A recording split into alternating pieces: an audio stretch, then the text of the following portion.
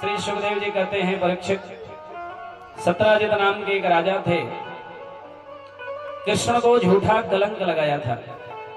उस पाप का मार्जन करने के लिए उसने स्वयं समंतक सहित अपनी कन्या सत्यभामा को भगवान को दे दिया। उसके पूर्व में उसी समंतक मणि के कथा अंतर्गत भालू की बेटी से भगवान ने विवाह कर दिया। सुखदेव जी मुस्कुराए, बोले, जरा विस्तार से सुनाइए। सत्राजितः किम करो ब्रह्मन् कृष्णस्य किल विषयः। सत्राजित ने क्या किया, भगवान ने क्या किया जो कलंक लगी, चोरी का लगा।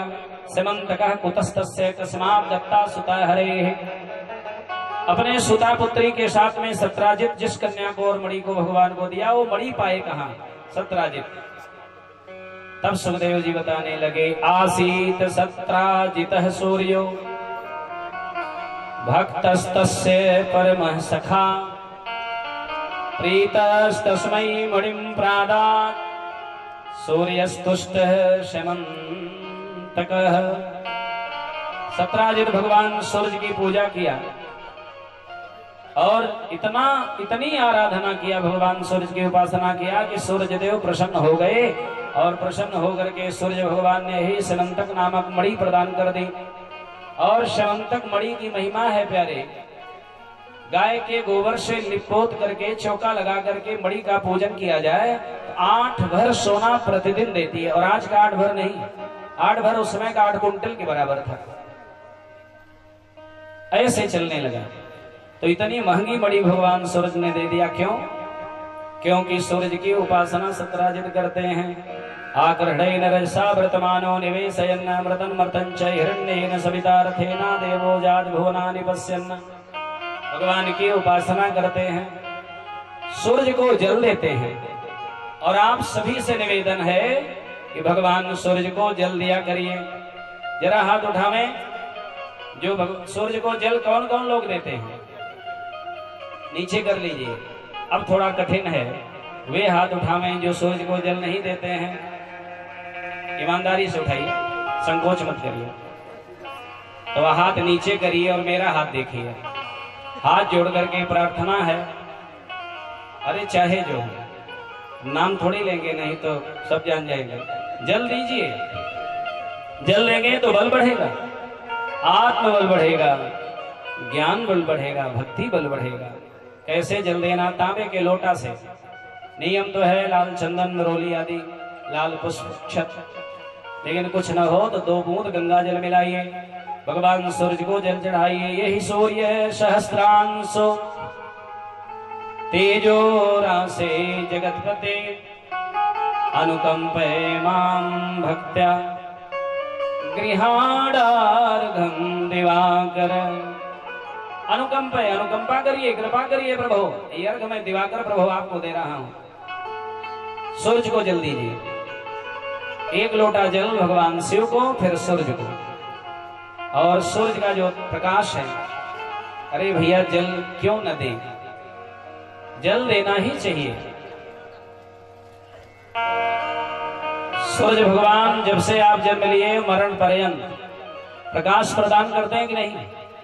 ठंडी में सूर्योदय न हो तो आप सोचते हैं भगवान सूरज भगवान भी नहीं निकले, तब बहुत याद आते हैं सूरज भगवान। गर्मी में ज्यादा गर्मी हो जाए तो पवन देवता को स्मरण करते हैं। खेत सूखने लगे खेती तो इंद्र को याद करते हैं, मेघों को याद करते हैं, वरुण को याद करते हैं।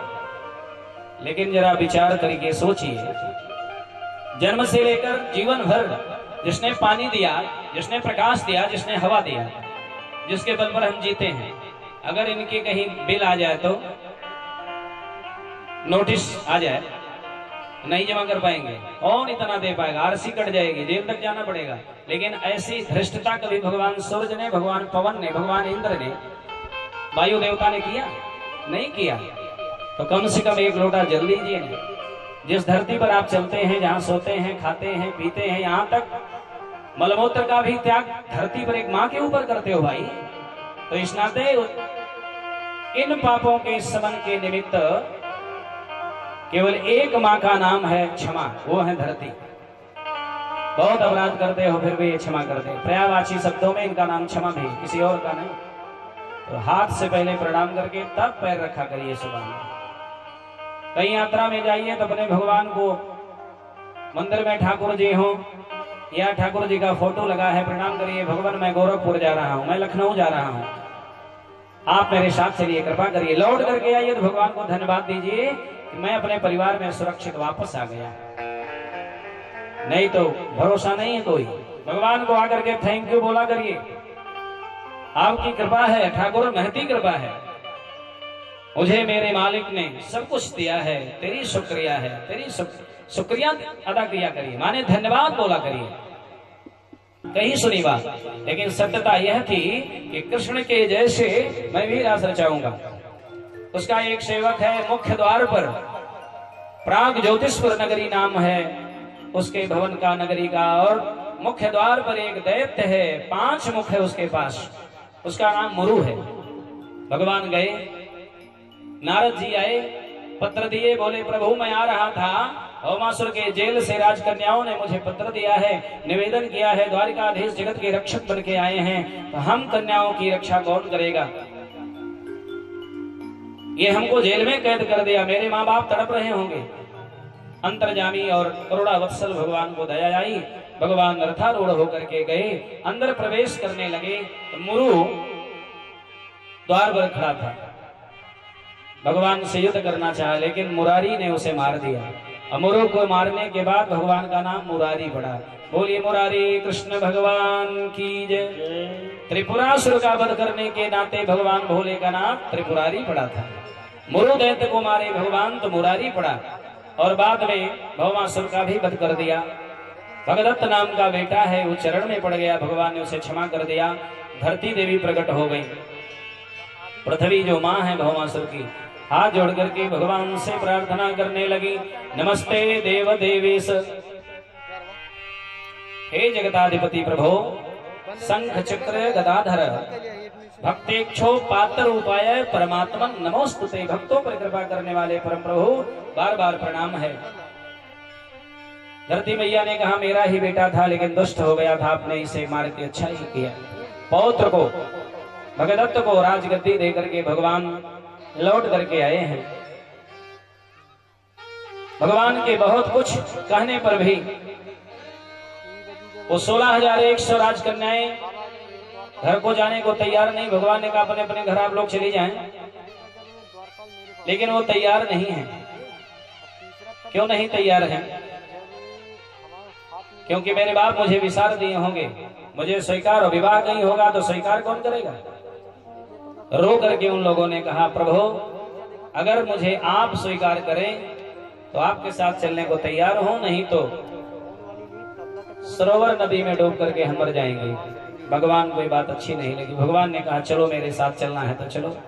जिसको जगत ने ठुकरा दिया, जिस शबरी को एक सरोवर में शबरी स्नान की तो बड़े बड़े महात्मा स्नान करना बंद कर दिए। भगवान राम गए, महात्माओं ने कहा आप स्नान करिए, सरोवर पवित्र हो जाए तब हम नहाएं। भगवान मुस्कुराए, बोले महात्माओं शबरिया स्नान मात्रेण जल शुद्धि भविष्यति। सरोवर के जल की शुद्धि शबरी के ही नहाने से होगी। पुनः शबरी मैया नहाई तब जल पवित्र हुआ, तब भगवान नहाए। कहने का अभिप्राय केवट जैसे को भगवान गले न लगाए होते तो आप बताओ ना जी, रामराज आया होता क्या? तो व्यासपीठ से मेरा भी निवेदन है, कोई केवट हो, कोई हरिजन हो, कोई किसी जात का हो, मनुष्य है सबसे बड़ी जाति, केवल एक जाति मनुष्य है। किसी भी व्यक्ति से द्रोह मत करिएगा, ये मेरा हाथ जोड़ करके निवेदन है। सबका कथा में मंदिर में सबका समान अधिकार है। भगवान जब डिम डिम घोष करते हैं जात पात पूछे नहीं कोई, हरि के भजे सो हरि के होई। केवल एक जाति मानव जाति, राष्ट्र को मजबूत करना है तो गर्व से कहिएगा हम हिंदू हैं। अपने हिंदू भाइयों को साथ में लेकर के चलिएगा, ये मेरा धर्म है। हम भी गुरुकुल के पढ़े हुए हैं श्री अयोध्या जी में, मुझे सिखाया गया है परम धर्म हमारा है कि हम हिंदू हैं, नहीं तो देश संकट में पड़ जाएगा। सबको लेकर के चलिए, समस्त ग्रामवासी आपके अपने हैं, वसुधैव कुटुंबकम, ये धरती ही अपनी है पूरी। और तब जाकर के सौहार्द मजबूत होगा, ये राष्ट्र मजबूत होगा, नहीं तो काम चलने वाला नहीं है। कभी कोई दिक्कत हो, कभी कष्ट हो, किसी से झगड़ा हो, क्रोध में आकर के कुछ शब्द कह देना, ये मानव धर्म नहीं है। आप पढ़े लिखे हैं, विवेकवान हैं, कोई गलती करे तो आप पढ़े, आप क्षमा करो ना भाई। अगला नहीं पढ़ा लिखा, उसे पता नहीं है, आप उसको सम्मान देंगे तो एक दिन वो आपके साथ लग जाएगा। कभी संकट आवे ना, आपने अमृत पिया है तो जहर पीने की भी आदत डाल लीजिए। कोई प्रिय वाणी बोल करके सम्मान बढ़ाया है तो कोई अपशब्द बोल दिया तो नाराज मत हो जाइए। मुस्कुराकर जिसको गम का जहर पीने आ गया, थोड़ा गम करिए। मुस्कुराकर जिसको गम का जहर पीने आ गया, ये हकीकत है, इस जहां में उसको जीने आ गया, उसे जीने आ गया। जिएगा वही सुख से जिसको सब कुछ सहन करने आता हो। ये संसार है प्यारे, मूल में भगवान है, उसके बाद सब अपने हैं। अपने बेटे को सब प्यार करते हैं, दूसरे बेटे को कोई टाफी दे दे, 2 रुपया दे दे कि बाबू कुछ खा लेना, ये अपनत्व तो है, ये वसुधैव कुटुंबकम की भावना है। क्योंकि जब यहां से जाएंगे ना, जाएगा जब यहां से, कोई न साथ होगा। क्या होगा? केवल बस 2 गज कफन का टुकड़ा तेरा लिबास होगा। इस पर जरूर विचार करिएगा। यहां से जाएंगे तो कोई अपना नहीं हो, कोई नहीं। आइए जरा इसी एक प्यारे भजन के द्वारा जाना जाए, फिर भगवान का सबको ग्रहण कर लिए। 16,100 ये मैं बताऊंगा कि 16,100 100 क्या है, 16,000 क्या है, 8 महाबटरानियां हैं, ये क्या है, कौन है ये? सुखदेव प्रभु बताते हैं। आइए एक भजन को गुनगुनाया जाए। पूरी आनंद कंद भगवान की जय। जाएगा जब यहाँ से कुछ भी न साथ होगा, 2 गज कफन का टुकड़ा तेरा निवास होगा। जाएगा जब यहाँ से कुछ भी न साथ होगा, 2 गज कफन का टुकड़ा तेरा निवास होगा। 2 गज कफन का टुकड़ा तेरा निवास होगा।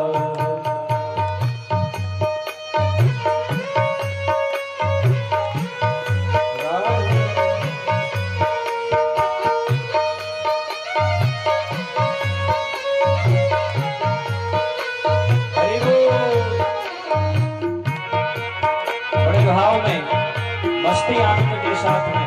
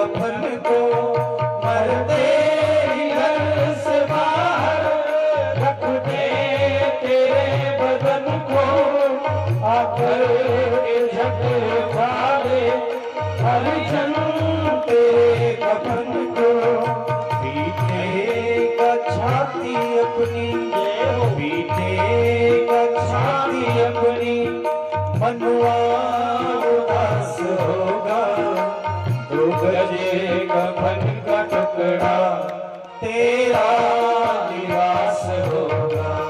2 गज कफन का टुकड़ा तेरा निवास होगा। जाएगा जब यहाँ से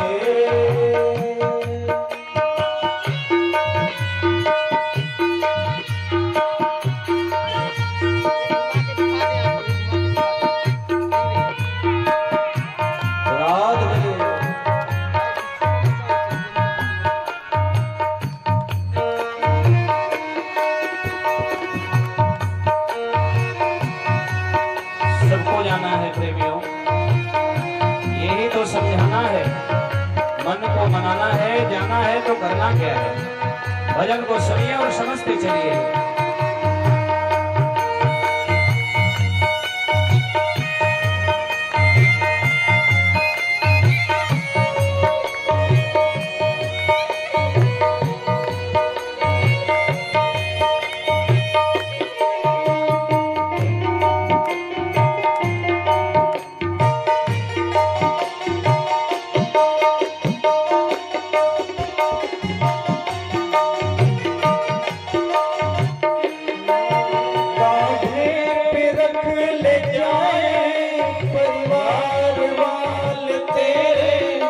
यमदूत ले पकड़ कर डोलेंगे घेरे, कांधे पे रख ले जाए परिवार वाले तेरे। यमदूत ले पकड़ कर डोलेंगे घेरे, दे देगा आग तुझ में, दे देगा आग तुझ में बेटा जो खास होगा। 2 गजे कफन का टुकड़ा तेरा लिबास होगा। 2 गजे कफन का टुकड़ा तेरा लिबास होगा। गाते चलिए, गुनगुनाते चलिए। राधे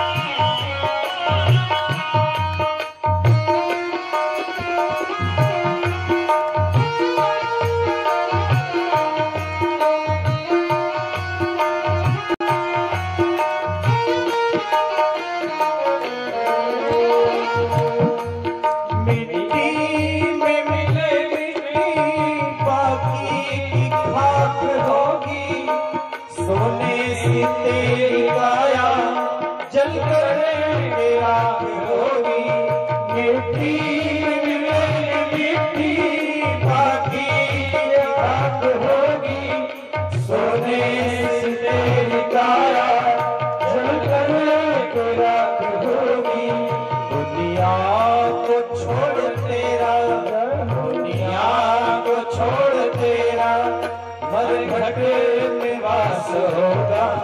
2 गजे कफन का टुकड़ा तेरा निवास होगा। 2 गजे कफन का टुकड़ा तेरा निवास होगा। जाएगा जब यहाँ से कुछ भी न साथ होगा। जाएगा जब यहाँ से कुछ भी न साथ होगा। 2 गजे कफन का टुकड़ा तेरा निवास होगा। 2 गजे कफन का टुकड़ा तेरा निवास होगा। 2 गजे कफन का टुकड़ा तेरा निवास होगा। 2 गजे कफन का टुकड़ा तेरा निवास होगा। बोलिए करुणा वत्सल भगवान की।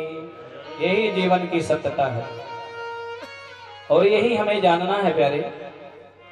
3 अक्षर का एक शब्द है जानना और इतना बड़ा ही एक शब्द है मानना। जानते प्रायः लोग हैं लेकिन मानते कुछ कुछ लोग हैं। जो लोग मान लेंगे पाप से वंचित रहेंगे, धर्म से लगे रहेंगे। जानना मानना दोनों में बड़ा अंतर है। मुस्कुराकर जिसको गम का जहर पीना आ गया, ये हकीकत है फिर उसे इस जहां में जीना आ गया। तो सुख दुख जैसे पड़े दोनों को भोगना चाहिए। अरे भाई हम तो कहते हैं जब सुख नहीं टिका, जब सुख किसी का स्थायी नहीं टिका तो दुख की क्या औकात है कि वो टिकेगा। सुख दुख पाप पुण्य दिन रात्रि, दिन के बाद रात्रि, रात्रि के बाद दिन, सुख के बाद दुख, दुख के बाद सुख। पुण्य पाप सहज आना जाना है। लेकिन दोनों में आप एक जैसे बने रहिए। समस्या यही है, कष्ट आता है तो भगवान देते हैं और जब सुख भोगते हैं तो हमने तैयार किया है। यही है, यही भूल है। और है कि अवश्य में भोक्तव्यम कृतम कर्म शुभाशुभम न भुक्तम क्षीयते कर्म। कब तक? जन्म कोट सतैरपि, 100 जन्मों तक आपका कर्म ही आपका पीछा करता है। योगेश्वर कृष्ण भगवान गीता में कहते हैं, अर्जुन मैं कुछ नहीं करता हूं और तुम कह रहे हो कि मैं मारूं कैसे? सब लोग मरे मराए हैं, केवल मेरा अनुपालन करते चलो, बस महाभारत जीत लोगे, नहीं तो फंसोगे। शिष्यस्ते हम त्वाम साधिमाम प्रपन्नम। और जब तक आप शरणागत नहीं होंगे, देवी प्रपन्नार्ति हरे प्रसीद प्रसीद मातर जगतो जलस्य प्रसीद विश्व सविपाहि विश्वम त्वमीश्वरी देवी चराचरस्य। हे माँ मैं शरणागत हूँ, तब माँ जिम्मेदारी लेगी काम आपके काम के लिए, आपका अच्छा करने के लिए। भूमिरापो नलो वायु खम बुद्धिरेव च, ये गीता जी का श्लोक है। भूमि ये यही है, क्षितिजल पावक गगन समीरा। प्रकृतियां 8 प्रकार की हैं। भूमि रापो नलो वायु खम बुद्धिरेव च अहंकारम इति यम्मे भिन्ना प्रकृतिर अष्टधाः।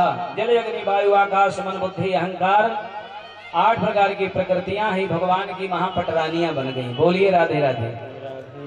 रुक्मिणी से लेकर के भद्रा लक्ष्मणा तक ये 8 पटरानियां मानो ये 8 प्रकृति हैं, 8 प्रकार की प्रकृति। गीता का भी अध्ययन करते रहना चाहिए, करना ही चाहिए। गीता सुगीता कर्तव्या किमन्नई शास्त्र विस्तरई या स्वयं पद्मनाभस्य। भगवान जो पद्मनाभ हैं, भगवान जो श्री हरि हैं, उन्हीं के चरण में जाने का उपदेश का नाम गीता है। श्रीमद् गीता, श्रीमद् भगवत गीता और श्रीमद् भागवत महापुराण। तो भागवत का अर्थ है भक्त और भगवत का अर्थ है भगवान। हमारे बीच में बड़े अच्छे विद्वान और हमारे बड़े प्रेमी आचार्य आलोक जी आए हैं, बड़ा स्वागत आपका है। भगवत माने भगवान, इसी नाते कहा जाता है बड़े भगवत भक्त हैं। और भागवत माने भक्त। भागवत की एक संहिता है, ग्रंथ है भागवत, जिसमें भागवत महापुराण बड़े बड़े एक से एक समर्पित भक्तों का चरित्र गाया गया है। गीता पढ़ना चाहिए, गीता से ज्ञान होता है, अनुराग होता है, और बिना अनुराग के परमात्मा मिलने वाले नहीं है। मिलई न रघुपति बिनु अनुरागा, किए कोटि तप ज्ञान विराग, मिलई न रघुपति। भगवान मिलते नहीं कब तक? जब तक अनुराग न हो। कोटि करोड़ों यज्ञ कर लीजिए, अनुराग का महत्व देखिए। अनुराग में केवल 4 अक्षर है। लोग कहते हैं बड़े अनुरागी हैं। अनुरागी माने भाव युक्त समर्पण। मीरा जी का नाम तो कौन नहीं जानता है। बैठ जाइए, जो खड़े में बैठ जाए, आसन कहीं लेकर के बालक को बैठाइए, जो बगल में खड़ा लड़का उसी पे बैठाइए। जो पीछे, अच्छा जैसे जैसे समय समापन की तरफ जाता है ना, कि पांडलवा की मैं एक विशेषता देख रहा हूं कई दिनों से मास्टर साहब, कि जैसे जैसे कथा समापन आरती की तरफ ये पांडाल जो है ये बढ़ता जाता है। पांडाल बढ़ना माने पांडाल में जो लोग हैं वो बढ़ते जाते हैं। कल इतनी भीड़ थी कि बैठ नहीं पाए तो खड़े थे लोग, और आज भी वही होगा, मुझे मालूम है। भगत हैं, भाग के आते हैं। भगत है माने कोई भाग जाए तो लोग आते हैं कि भगत हैं, भागते हैं। और भजन करो तब वो भगत हैं। तो अनुरागी भगत हमारे जब अवसर पाइए, आज तो आखिरी दिन है कथा का, आइए, जरूर आइए, जब मौका पाइए आइए। एक माता जी कही, महाराज जी छतवा पर से इतना सुंदर अवजिया आपकी आती है, इतना मन लग जाता है कि पूरी कथा सुन के तब हम नीचे घर में जाते। हमने कहा माता जी चल के आ गई होती तो हम भी देख लिए होते, दर्शन कर ले। कुछ भक्त तो ऐसे हैं, निराले भक्त हैं, छते पर कितना जने तो चाय पी के और नमकीन चम्मच प्लेट नमकीन और इधर चाय और कथा भी कान में। अरे सुनना तो कान से है ना जी। यो लोग अनुरागी भक्त अलग अलग तरीका, लेकिन है। एक सज्जन आए कथा में सो गए। कथा की बड़ी बड़ाई करते थे। आए महाराज जी बहुत सुंदर कथा है, ऐसा तो जीवन में ये जो गाते हैं लोग ना बड़ा बढ़िया गाते हैं। तो हमने कहा आप कैसे जाने कि बढ़िया गाना और बढ़िया, आप तो सो जाते हैं जब आरती होती है, घंटा घड़ियाल बजता तब जगते हैं, और आप वो जो पाइप है वही बैठते हैं, टेक लगा के सो जाते हैं। बोले महाराज जी क्षमा करिए, बहुत दूर दूर तक दवाई किया, नींद की, बड़े बड़े डॉक्टर हाथ लगाए, कामयाबी नहीं मिली, नींद नहीं आई। लेकिन जैसे ही मैं कथा में पहले दिन आया, इतनी बढ़िया सुखद नींद लगी पांडाल में। मैंने पत्नी से कहा तू जाओ या न जाओ, मैं रोज कथा में जाऊंगा। पत्नी सोची कि बैरागी बन गए। वो कहे अनुराग बैराग कुछ नहीं है, नींद बढ़िया आ रही, दवा खाते जिंदगी मेरी बीत गई, इतनी बढ़िया नींद नहीं। पंडलवा माँ के सोते थे। कुछ लोग ऐसे होते हैं ना, मैं नहीं वैसे सुनाता हूँ ये सब, लेकिन एक वक्ता जी एक जगह सुना रहे थे, तो हमने कहा समझाने के लिए पब्लिक को ये भी ठीक है, सुना देंगे, रहने दे हो। देखिए इतने भाव से हमारे एक बड़े सने कहा, अरे महाराज जी इसको सुना दो। तो बिना इस तरह का कुछ सुने दृष्टांत दिए सब कथा नहीं समझ में आती है। बहुत बढ़िया है। वो कह रहे थे कथा कि जो श्रोता वो 4 प्रकार के होते हैं। एक श्रोता नंबर 1 के, जो आगे आकर के जगह सिर कवर करके बैठ जाते हैं, और एक होते हैं सोता, पाइप वाइप देख करके बैठ जाते हैं, टेक लगा के। बोलिए राधे राधे। ये यहाँ की बात नहीं, पहले जान लीजिए। आप कहेंगे महाराज जी आखिरी दिन क्या सुना दिए, यहाँ की बात नहीं, ये जहां बोल रहे थे वक्ता जी वहां की। तीसरे होते हैं सरौता, वो झोली जेब में हाथ डालेंगे, इतना बड़ा बटुआ है, और निकालेंगे और किसी ऐसे के पास बैठेंगे जो खाने वाला हो, अपनों खाएंगे, अपने वाला उसको भी खिलाएंगे। ये भी एक व्यसन है, अकेले नहीं मजा आता है, उनका लग रहा है। एक तो सज्जन सच्ची घटना हमसे कहे महाराज जी वो जो बैठे हैं ना, उनको सुरती खाना मैंने सिखाया है। हमने कहा तो अश्वमेध यज्ञ कर लिए आप। कहे महाराज जी ये बहुत बंतु बनते थे कि हमें कोई सिखाए, हमें कोई, मैं अपना दे दे करके पहले सुनाया, फिर चटाया, फिर खिलाया। तो आज स्थिति ये है कि घर में डांटे जाते हैं, ये कम से कम 50-100 रुपया रोज खर्च करते हैं। हमने कहा ये आप यज्ञ किए हैं, तो ये भी उनका व्यसन है। उनको आनंद आ गया कि किसी को व्यसनी बना देंगे। व्यसन तो हम लोगों के पास भी है जी। जब तक माला न कर लो, जब तक ठाकुर का श्रृंगार न कर लो, तब तक मन नहीं लगता। ये व्यसन है, और ये व्यसन होना चाहिए।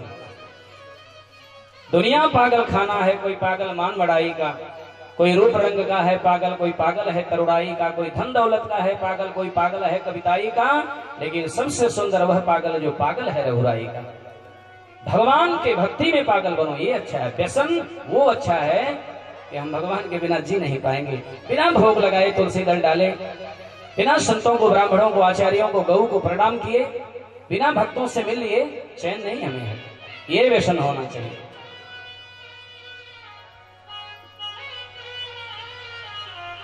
तो बातें बहुत हैं। वो वक्ता जी कह रहे थे 4 प्रकार के श्रोता, श्रोता सुनने वाले, और श्रोता सोने वाले, और श्रोता माने खुद खाएं खिलाएं। लेकिन चौथा जो है बड़ा खतरनाक होता है। कहे वो कौन, कहे वो सरकौता होता है। दिन की कथा में नहीं आते हैं। फिर मैं बोल रहा हूँ यहाँ की बात नहीं, यहाँ तो बड़े सज्जन लोग हैं। भगवान समर्पण कितना आप लोगों का। सरकौता माने पीछे बैठते हैं, जब श्रोताओं का ध्यान कथा में मग्न हो तो पीछे से वो सरका देते हैं। बोलिए राधे राधे। अब आप जानिए वो क्या सरकाते हैं। कल एक सज्जन मिले, सच्ची घटना। एक जगह दौड़ के इन्हें कहना, कहो इनके कल चप्पल पहन ले होगा, ये हमारे सामने की बात। कहना हमार गायब हो गए तो का करी हम। कहना केकर है, क्यों काले मनीष के बाद। कहना नहीं मनीष का ना बा, हमार नया चप्पल के ले गया तमो के पहन के भगवान के प्रणाम कह के। ये देखा भगवान के प्रणाम कह के केहू सरकार धन। बाद में कोई आया, कहा फलाने का देर हो गया, अदला बदली हुआ होगा। लेकिन रात में कथा हो तो सरकौता जो पीछे वाले रहते हैं। लेकिन अब आइए, ये हंसी मजाक की बात थी प्यारे, इससे भी अगर आप समझें तो समझ सकते हैं। उत्तम कोड के श्रोता दो तरीके के होते हैं। बोलिए राधे राधे। एक सूप के जैसे और एक चलनी के जैसे। माताओं, आपसे बढ़िया ये लोग नहीं जान पाएंगे। सूप क्या करता है? सार सार को कही रहे, थोथा दे उड़ा। साधु ऐसा चाहिए जैसा सूप स्वभाव। पढ़े हैं आप लोग, पढ़ाए हैं। चलनी क्या करती? सूप तो अच्छा अंदर और भूसी आदि बाहर, और चलनी उल्टा करती है, बढ़िया आटा बाहर और भूसी अंदर। तो ये दो तरह के श्रोता, एक चलनी एक सूप। अब आप बुद्धिमान हो, जानो, श्रोता बनोगे सूप के जैसे कि चलनी के जैसे? केवल भूसी अंदर रखोगे कि बढ़िया माल अंदर रखोगे? कथा कथा पेवर रखोगे, केवल दृष्टांत चुटकुला ही याद रखोगे? दो तरह के श्रोता। और आप सभी सुधी श्रोता हैं। सभी आप सुधी श्रोताओं के चरणों में मेरा प्रणाम है, क्योंकि आप भगवान के भगत हैं। और भगत ना होना तो जगत सोना हो जाएगा। 8 प्रकार की प्रकृतियां भगवान की महापटरानियां बन गई और 16,100। तो 16,000 को अलग करिए, 100 को अलग करिए, तब समझ में आएगा। जो 16,000 है आचार्य जी, वेद के 1,00,000 मंत्र 3 भाग करना है। 4,000 मंत्र ज्ञान कांड के, 80,000 मंत्र कर्म कांड के। बचा कितना? 80 और 4 84। 1,00,000 में कितना बचा? 16,000 मंत्र उपासना कांड के। उपासना माने उपासना करना। उपासना कांड के समस्त जो वेद मंत्र हैं, हमारे शास्त्र वेदता संत मनीषी जन कहते हैं भैया, वे 16,000 वेद के जो उपासना कांड के मंत्र हैं, सब 16,000 भगवान की पटरानी बन गए, पत्नी बन गए। बोलिए जय नारायण भगवान की जय। और 100 जो है, ये तो 16,000 हुआ। 100 क्या है? 100 प्रकार के उपनिषद भगवान की पत्नी बन गई। 16,108 जो प्रकृतियां हैं, भूमि रापो नलो वायु, ये सब भगवान की महापटरानियां। 16,108 विवाह हो गया। प्रेम से बोलिए राधे राधे। प्रत्येक पत्नियों से भगवान के 10 बेटे हुए। मास्टर साहब, जिसका गणित तेज हो जल्दी जल्दी करिएगा। बच्चियों और बच्चों, जिसका मैथ बढ़िया हो, जितने मास्टर साहब लोग बैठे हो ध्यान से सब सुनिएगा। भगवान के 16,100 पत्नियों के, प्रत्येक पत्नियों के 10 बेटे हुए। बोलिए राधे राधे। एक एक बिटियां हुई। बोलिए राधे राधे। अब आप गणित करिएगा। पूरे पुत्रों की संख्या 1,61,080। 16,108 पुत्रियां, 1,77,188 संख्या हुई। और चौंकिएगा नहीं, 56 करोड़ जदवंश का विस्तार है। उसमें सबसे ज्यादा परिवारी भगवान की है, भगवान कृष्ण की है का ही परिवार है। सभी के, मित्रवृंदा के, भद्रा के, लक्ष्मणा के, सत्या के, रुक्मणी के, जामवती के, कालिंदी के, सबके। जामवंती जी के बहुत दिनों तक बेटा नहीं हुआ, तो कन्हैया और जामवंती मैया दोनों लोग तपस्या करने लगे। किसकी? अपने भगवान की। एक दिन बताए थे भगवान कृष्ण के भगवान कौन है? शंकर जी। तो शंकर जी की वंदना किए, निवेदन तपस्या। शंकर जी खड़े हुए, पार्वती जी कहीं कहां? बोले जा रहा हूं बेटा बनने। पार्वती जी हंसी, दुनिया के बाप बनने में थक गए क्या? बनते बनते बेटा बने। किसका बेटा? बोले अपने प्रभु का। ये देखिए, अपने प्रभु का तप कर रहे हैं कृष्ण, और शंकर जी के भी प्रभु हैं। अनन्यासित संबंध है, एक दूसरे के उपास्य और उपासक। पार्वती जी कहीं हम भी चलेंगे। शंकर जी कह रहे देवी वो बेटा मांग रहे हैं। देवी जी कही मैं नहीं जानती, मैं आपकी अर्धांगिनी हूं, मैं भी साथ चलूंगी। अब आप उसको निपटाइए, बेटा होगा कि बेटी। तो जामवती जी के जो पुत्र हुए उनका नाम सांब है। सांब माने अम्ब माने अंबिका, सा माने भगवान शिव। अम्ब के सहित बने तो बेटा, लेकिन अंबिका भी आई है। सांब अम्बा के सहित भगवान शिव आए हैं। ताली बजा करके जरा अभिनंदन किया जाए भगवान भोलेनाथ का। ये लीलाधारी की लीला है। एक दिन भगवान रुक्मणी को नाराज करके देखना चाहे। रोज हंसती हैं, बड़ी सुंदरी हैं, कभी नाराज नहीं थे। एक दिन नाराज करके बोले कि अगर विवाह ही करना था तो किसी अच्छे कुल खानदान, पढ़े लिखे लड़के के साथ करना था।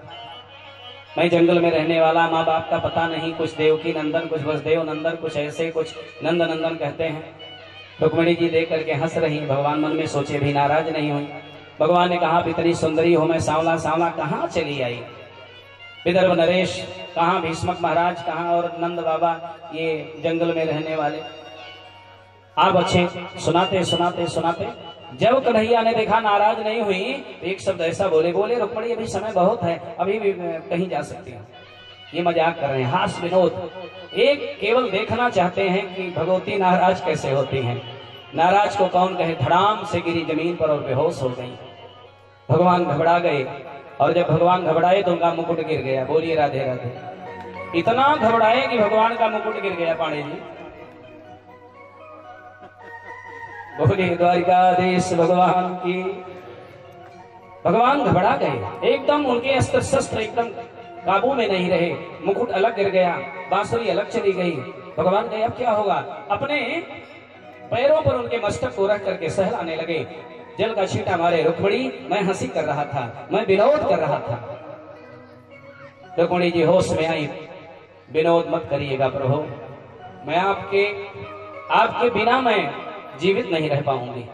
ये वही रुक्मिणी है, बिना देखे श्रुत्वा गुणान भुवन सुंदर श्रवण तांते निर्विश्य कर्ण विबरैर हरतोंग तापम रूपम दृशाम दृश्मताम अखिलार्थ लाभम त्वय्युच्युता विसच्चित्रम पत्र में बिना देखे ही मैं आपका वर्ण कर ली हूं। ये संकल्प रुक्मिणी का। ऐसे भगवान लीलाधारी जो ठहरे, ऐसी ऐसी लीला करते हैं। रुक्मिणी जी भगवान के बिना जीना सीखी नहीं। प्रेमियों, बहुत ऐसे भक्त हुए हैं दुनिया में जो भगवान के बिना रह नहीं पाए। जैसे ही अर्जुन से सूचना मिली युधिष्ठिर को गीता के गायक तो विदा हो गए, धरा को छोड़ करके निज निवास को प्रस्थान किए हैं। ये सूचना कुंती को मिली, मेरा कन्हैया चला गया। धरती पर धड़ाम से धराशायी हो गई, प्राणांत हो गया उनका। भगवान के अपने निजी जो सारथी दारुक जी हैं, दारुक ने प्राण त्याग दिया भगवान के लिए। गोपियों से कल की कथा में ध्यान है ना, गोपियों से भगवान ने कहा आप लोगों का प्रेम नकली है। गोपियों ने कहा क्यों? बोले अगर इतना प्रेम है तो मेरे वियोग में प्राणांत क्यों नहीं हुआ। गोपियों ने उसका भी कारण बता दिया। तव कथामृतम तप्त जीवनम, आपकी अमृतमयी कथा सुन ली है, जीवन तप गया है, प्राण कैसे निकलेगा। राम नाम रटते रटते सीता का प्राण नाम बहारू दिवस निस ध्यान तुम्हार कपाट लोचन निष्पक जंत्रित प्राण जाहि के बाट। आपका नाम रोक दे रहा है, ये समर्पण है। एक भक्त भगवान की इतनी पूजा किया, गरीबी मिट गई, धनवान हो गया। लेकिन ये सुख दुख का आना जाना भी अभी हमने बताया, कभी अमीर हैं तो कभी गरीब हो जाएंगे। गरीबों ध्यान देना, गरीब भाई चिंता ना करें। जो गरीब होता है परमात्मा के अत्यंत करीब होता है। धन तो धन के अभिमान में, कभी कभी मदमान में, भगवान में नहीं रहते। लेकिन गरीब तो अहरनिश दुख में सोइरन सब करे, सुख में करे ना कोई। जो कदाच सुख में करे दुख काहे को हो। यही तो कठिनता है ना, सुख में है तो सुख में भी भजो ना। अरे भैया जब आपके पास नहीं है धन तो आप त्यागी, जब है ही नहीं तो त्यागी। धन है, करोड़पति हैं, फिर भी हम धन को छूते नहीं। ये त्याग है, ये असली त्याग है। एक व्यक्ति ने कहा कि मैं मौन व्रत करता हूं। गुरुजी ने कहा चेला मौन व्रत करने लगे। बोले हाँ कब से? बोला गुरुजी 10 बजे रात्रि से लेकर के सुबह 5 बजे तक मौन रहते हो। हाँ ये व्रत मैं करता हूँ। गुरुजी ने कहा रे मूर्खाधिराज, ये तो रात्रि में पूरी दुनिया व्रत करती है, सोने के समय में बोलते नहीं, सब सो जाते होते। ये व्रत नहीं है। धन है तब त्याग करो, है ही नहीं है, सुदामा है तो क्या करोगे। गरीबी आ गई उस भक्त के जीवन में। दुनिया के लोग छोड़ देते हैं प्यारे, एक ही तो है जो छोड़ता नहीं है। इसी नाते मैं बार बार निवेदन करता हूं, दुनिया के लोगों से उतनी ही प्रीति बनाए रखना जितने से काम चले। अधिक प्रेम करना है तो परमात्मा से करना। प्रेम प्रदेश में जब प्रवेश करोगे तो पता चलेगा कि प्रेम की गति क्या, प्रेम करता क्या है। अंधकार को मिटा करके जीवन में पूरे प्रकाश भर देता है। प्रेम वो है परमात्मा का, प्रभु का। भगवान से प्रीति करना सीख लो। गोपियों ने, ग्वालों ने जैसे किया। गरीबी आ गई परिवार में, पत्नी मर गई, बेटा जवान मर गया, अकेला रह गया। कौन? वो भक्त जो भगवान से प्रेम करता था, समुद्र के किनारे रो रहा था। कभी एक समय था जब चलता था, दो परछाई दिखाई देती थी, एक उसकी और एक भगवान की। भगवान बगल में चलते हैं, भगवान बगल में चलते हैं, कोई आश्चर्य नहीं है। लेकिन आज उसने मुड़ करके देखा, समुद्र के किनारे एक परछाई, हाथ जोड़ करके सर ऊपर किया, वारे मालिक। शास्त्रों में, कथाओं में, सत्संग में बहुत सुना था प्रभु, दुनिया साथ छोड़ देती, एक आप हो जो साथ नहीं छोड़ते। लेकिन आप आज आप रूठ गए, आप भी साथ छोड़ दिए। आज आई धीरे से, भक्तराज तुम्हें कैसे पता चला मैं साथ छोड़ दिया? उसने मुड़ करके फिर पीछे देखा, प्रभु ये परछाई मेरी केवल है, आप तो है नहीं परछाई दिखती। फिर आकाशवाणी में भगवान कहा कि अरे मूर्ख, ठीक से देख, जो कदम चल रहे हैं वो तेरे नहीं, वो मेरे हैं, परछाई मेरी है।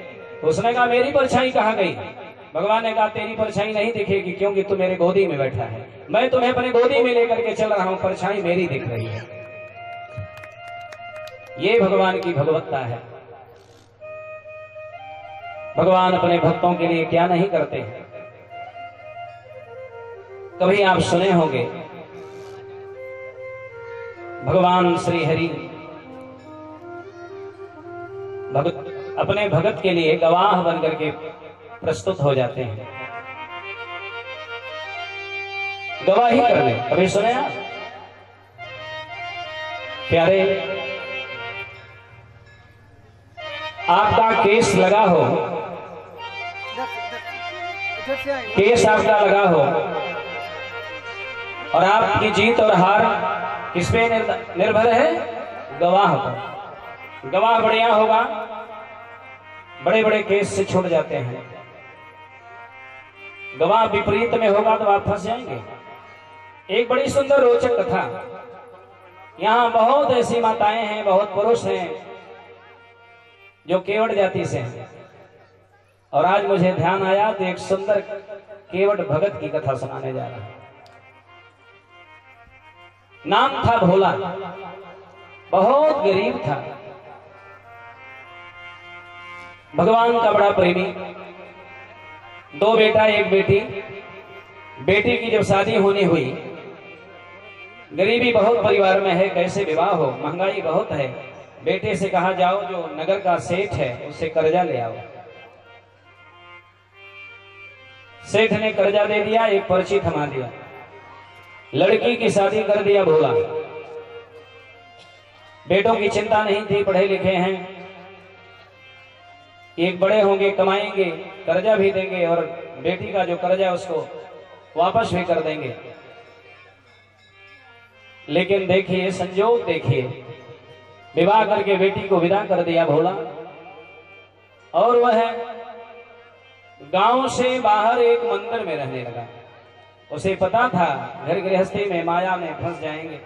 बेटों से कहा बेटा अब तुम लोग कमाओ खाओ, पढ़ लिख लिए हो, नौकरी कर लिए, पैसा आया, ले गया, कर्जा दे दिया। सेठ जी ये कर्जा लीजिए। सेठ ने कहा भोला तुम पढ़े कितना हो? भोला ने कहा मैं कुछ नहीं पढ़ा। तो काम कैसे होता है? कहा रघुनाथ जी जाने, एक लाइन केवल याद किया था, क्या? रघुनाथ जी जाने, हम कुछ नहीं जानते। वापस कर दिया। सेठ के मन में आ गया पाप। सेठ ने कहा भोला जरा वो पर्चा देना। पढ़ा लिखा जब जान गया, पढ़ा लिखा नहीं, तो उसमें लिख दिया ये भी मेरा पैसा इतना बाकी है, और पूरा चुकता कर दिया था भोला ने। एकदम निर्द्वंद होकर के मंदिर में रहने लगा। एक समय आया, उस सेठ ने नोटिस भिजवा दी कि मेरा कर्जा दो। बेटे ने कहा पिताजी आपने कर्जा दे दिए थे ना? बोले बेटा मैं तो दे आया था। कोई उसकी रसीद दिखाए तो उसमें लिखा था कि इतना दिया और अभी इतना बाकी है।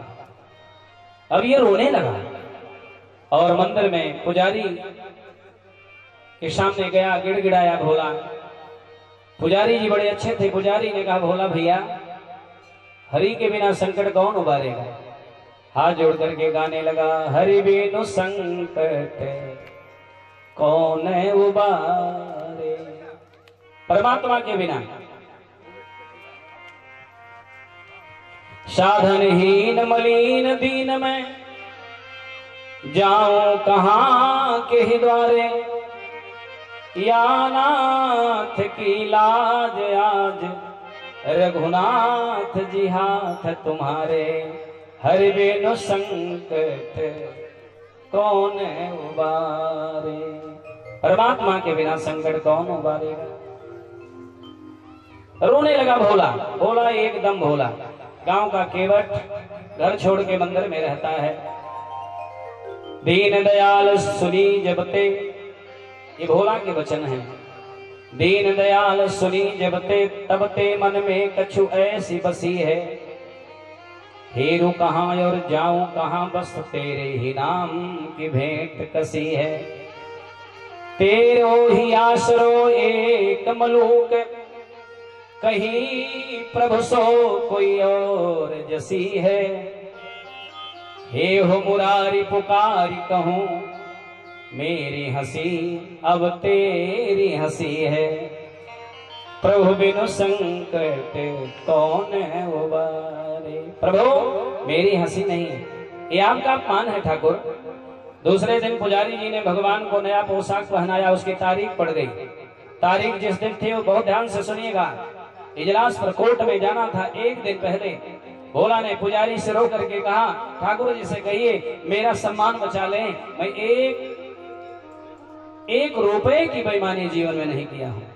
पुजारी ने कहा चिंता मत करो, अंतर्यामी प्रभु है, सब तुम्हारी रक्षा करेंगे, भगवान करेंगे। नोटिस आ गई। अब जो नोटिस आई